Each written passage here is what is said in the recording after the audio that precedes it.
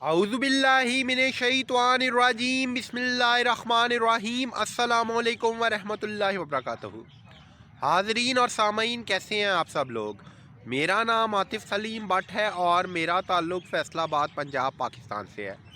आप सब लोग मेरा यूट्यूब चैनल देख रहे हैं। आप सबसे इल्तमास है कि आप सबको अगर मेरी वीडियोस पसंद आ रही हैं तो बराए मेहरबानी बेल आइकन पर प्रेस करें। इसके अलावा लाइक और कमेंट बॉक्स में भी अपने ख्यालात का ज़रूर इज़हार कीजिएगा। आप सबकी दुआएं मेरी ज़िंदगी का बहुत अहम असासा है। अपनी नेक दुआओं में मुझे भी याद रखिएगा। चलिए जनाब, आज के प्रोग्राम की जानिब गामज़न होते हैं। आज मुझे आप सबसे जिस बारे में बात करनी है वो ये बात करनी है कि जो सिविल जज अमानुल्लाह भट्टी है, उसने 28 जून 2024 को जो डिसीजन दिया था उसके अंदर क्या लूप होल मौजूद है और उसके लीगल ग्राउंड क्या है और लीगल ग्राउंड की बुनियाद पर उसकी वेटेज क्या है। चलिए जनाब, स्टेप बाय स्टेप प्रोसीजर को फॉलो करते हैं। जी जनाब, इस वक्त मैं स्टेप नंबर 1 की साइड पर गामज़न हूँ। ये आपको इजरा डिग्री की पटिशन आपकी स्क्रीन पर नज़र आ रही है। इसकी लॉन्चमेंट हुई है, ठीक है जी। ऑर्डर 21 सीपीसी के मुताबिक ये आपको आपकी स्क्रीन पे नज़र आ रही है। ये सेकंड पेज नज़र आ रहा है। इसमें कंप्लीट चार्टर्ड को परस्यू किया गया है ऑर्डर 21 सीपीसी के।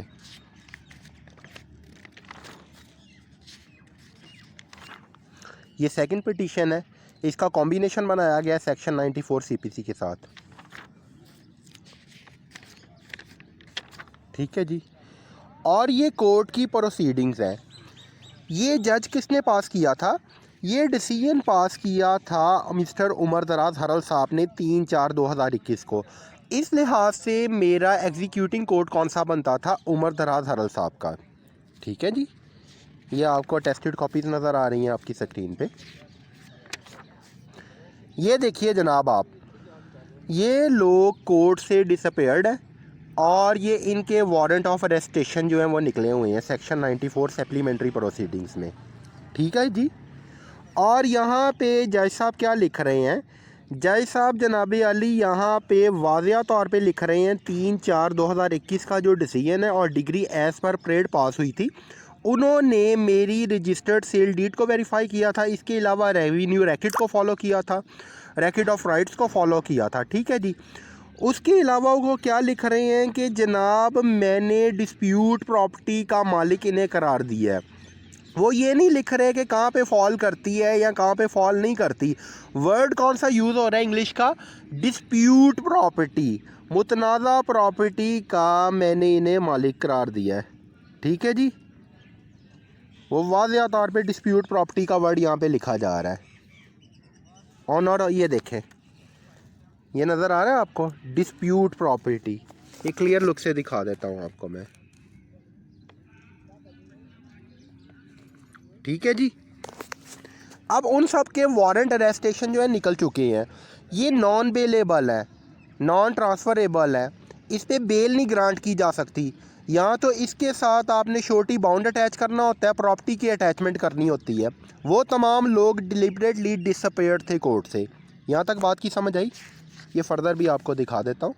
ये उमर दराज हरल साहब के सिग्नेचर है। यहाँ तक केस जो है ना बड़ी स्मूथ डायरेक्शन में जा रहा था। आगे चलते हैं, फेस नंबर 2 की जानिब गामज़न हूँ।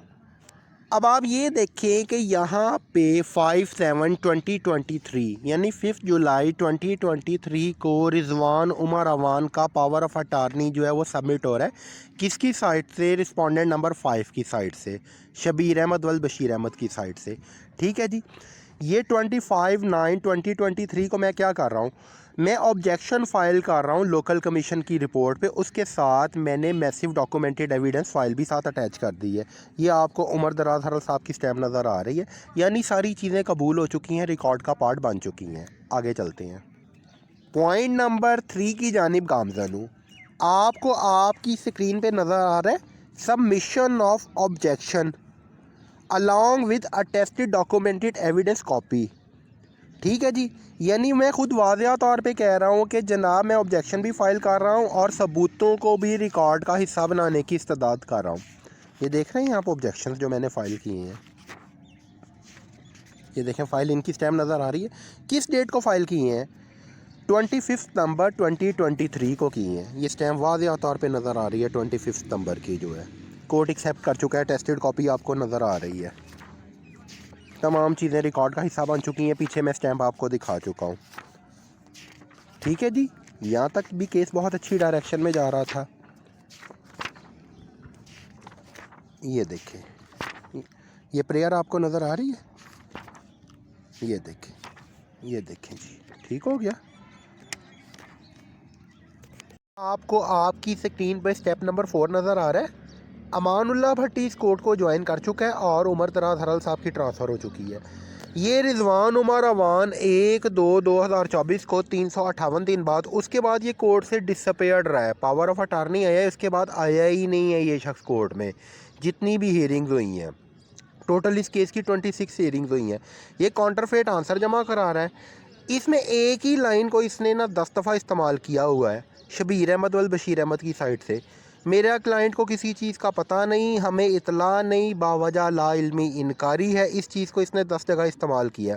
हालांकि इसे इतला थी, इसको पावर ऑफ अटार्नी इसने अपना जमा कराया है ना, 358वें दिन ये काउंटरफेट आंसर जमा करा रहा है, रिटन रिप्लाई दे रहा है।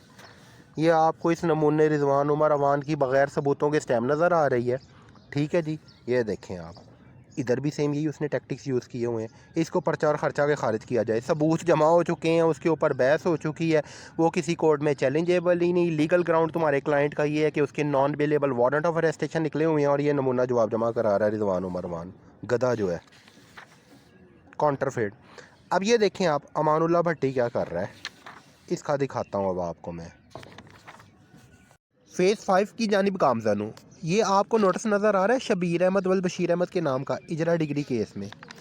ये रिपोर्ट आप देख रहे हैं कि इसे इंटीमेशन दी गई है 13/5/2024 को, सॉरी 13/5/2023 को, 9/5/2023 को इसे इंटीमेशन दी गई है। 13/5/2023 को रिपोर्ट सबमिट हो चुकी है मिस्टर उमर दराज हरल साहब के कोर्ट में। अब्दुल रज़ाक और अब्दुल गनी की विटनेस है। ठीक है जी, रिजवान उमर अवान का जो आंसर है इसके साथ ही मिसमैचिंग कर रहा है। बाकी तो बहुत मैसिव डॉक्यूमेंटेड एविडेंस फाइल है। नदीम वर्सेस आतिफ पटिशन, जगह जगह ये खुद एडमिशन एंड कन्फेशन कर रहा है, सबूत है नहीं, रजिस्ट्रीज वेरीफाई नहीं कराई, कुछ भी नहीं है पल्ले इनके जो है। इसके साथ ही मिसमैच कर रहा है। समझ आई बात की यहाँ तक। फेस नंबर 6 की जानिब गामज़न हूँ। ये आप देख रहे हैं कि रिजवान उमर अवान काउंटरफेट बहस कर गया रिस्पोंडेंट नंबर 5 की साइड से, जो उसने आंसर जमा कराया है 25/5/2024 को। ये परस्यूएबल ही नहीं है। अब ये देखें आप, अमानुल्लाह भट्टी का 28/6/2024 वाला डिसीजन आपको आपकी स्क्रीन पे नज़र आ रहा है, जिसका रात मैंने पोस्टमार्टम किया बड़े अच्छे तरीके से। बाकी तमाम लोग डिसअपेयर्ड है कोर्ट से, उनके बारे में ये बात नहीं कर रहा। ये कह रहा है कि मेरे पास जी रिस्पोंडेंट 5 आया है, वो कह रहा है मैंने कोई इंटरफेरेंस नहीं की, वो मेरे से प्रेयर कर रहा है कि जी इस केस को खारिज कर दिया जाए। और पॉइंट 3 में क्या कह रहा है कि मैं उसी के बयान को फॉलो रिकॉर्ड कर रहा हूँ और परस्यूट कर रहा हूँ। आपके जजेस काउंटरफेट रिटर्न रिप्लाई और काउंटरफेट आर्गूमेंट को परस्यू कर रहे हैं। हजूरे वाला ऑनरेबल डिस्ट्रिक्ट जज साहब, देख लें क्या क्या हो रहा है जनाब आपके कोर्ट में। मैं पोस्टमार्टम ना करूँ तो और क्या करूँ इसका, जो लीगल पोस्टमार्टम मैंने किया है अमानुल्लाह भट्टी का। बाकी तमाम लोग डिसअपेयर्ड हैं, उनके बारे में ना कुछ बता रहा है ना कुछ लिख रहा है। 30 दिन का स्टैंडर्ड टाइम होता है। ठीक है जी, आपके सामने है, सबूत मैं पहले ही जमा करा चुका हूँ, इनके पास सबूत नहीं है। बाकी ये क्या लिख रहा है कि वो तो इंटरफेरेंस ही नहीं कर रहे। हालांकि 1/5 के असल रिकॉर्ड भी मैंने साथ लगाए हैं जो शो कर रहे हैं कि इंटरफेरेंस कर रहे हैं। नदीम वर्सेस आतिफ पटिशन है, मैसिव डॉक्यूमेंटेड एविडेंस फाइल है, उनके मोटिव्स हैं। ये रीप्रोड्यूस करी जा रहा है अपनी मर्ज़ी से। मैंने तो भाई इस पर ऑब्जेक्शन फाइल किए थे लोकल कमीशन रिपोर्ट के ऊपर, और इससे वाज़ेह तौर पे मैंने कहा भी था कि ये उमर दराज हरल साहब ने अपनी मर्ज़ी से बनाया है। सीसीटीवी फुटेज मौजूद है, देख लें। मेरी यही स्टेटमेंट है जो अभी मैं बयान कर रहा हूँ। ये अपनी मर्ज़ी से ना बंदरों की तरह घूमी जा रहा है अमानुल्लाह भट्टी जो है। ये देख रहे हैं इस नमूने की स्टैम्प, जो क्रिमिनल माइंड का बंदा है, आप लोगों ने उठा के उसे उसका दिमागी तवाज़ुन चेक किए बगैर उसे जज बनाया हुआ है। यहाँ ये कह रहा है कि जी जॉइंट खाता में आती है, सब्जेक्ट मैटर से ही हट गया, यानी वो लोग प्रॉपर्टी के को शेयरर है, उनका तो बेस पॉइंट ही ज़ीरो है। मैंने आपको दिखाया ना सारा, रेवेन्यू बोर्ड की रिपोर्ट दिखाई है ना, ऑनरेबल डिस्ट्रिक्ट जज साहब के पास है, ऑनरेबल मिस्टर शेख इजाज़ परवेज़ साहब के पास है, जिसमें इशफाक अहमद का नाम भी आ रहा है। जैसे कि उसकी काउंसिल जो है वो काउंटरफेट कंटेंडिंग कर गई थी बगैर सबूतों के। लास्ट टाइम मैंने आपको बताया था वो खुद मान रहा है मेरे से मुतल्लिका केस है। मैंने आपको सीसीटीवी फुटेज दिखाई है, वीडियोस आपको दिखाई हैं, यूट्यूब चैनल पे भी आपने देखी है, लास्ट टाइम मैंने कोर्ट में भी पेश की हैं। मैंने कोर्ट का 1/5 का डिसीजन आपको दिखाया, टेस्टेड कॉपी आपके पास मौजूद है। रिपोर्ट अब ये कह क्या रहा है कि जनाब आप पार्टीशन, ये तमाम लोग 0 0 0 0 क्वेश्चन